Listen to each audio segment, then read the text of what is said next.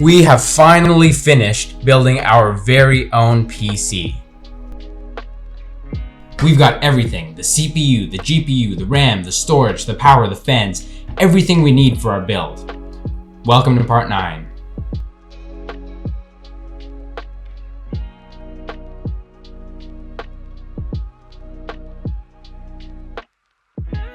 But before we can finish up the build and close up the lid and be done with this, we need to make sure that the PC actually works. So now it's time to plug her in and turn it on.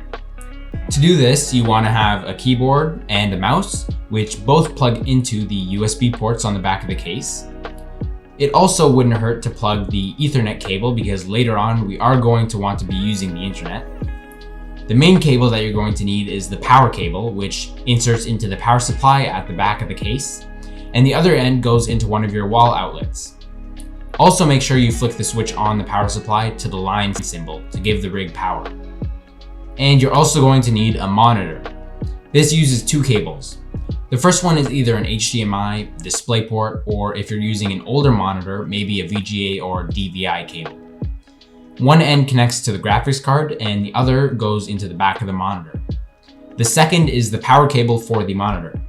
One end will need to connect to your wall outlet, or in this case I have an extension cord thing, and the other connects to the back of the monitor as well. Now that all our exterior cables are connected, it's time to turn on the power. Go ahead and locate the main power switch on your case and turn it on. The first thing you want to do is make sure that everything is working properly. All your fans should be spinning for your graphics card, CPU fan, and any other fans that you have. As you can see, all my fans are spinning, so we know that everything is good so far.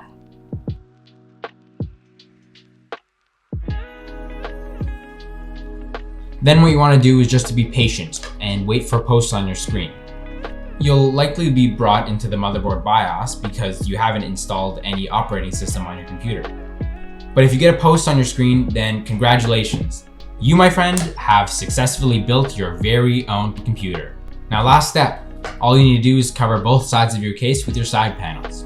You first want to power off your PC, unplug all the cables, and just wait around 20 seconds for the PC to discharge. Then gently insert the cover and slide it into place. You want to take the screws that came with your case and screw the back panel in with 2 to 3 screws.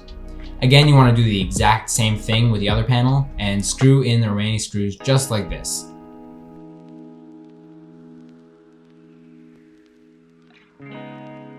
And we are done. I hope you enjoyed this PC building tutorial and learned something out of it.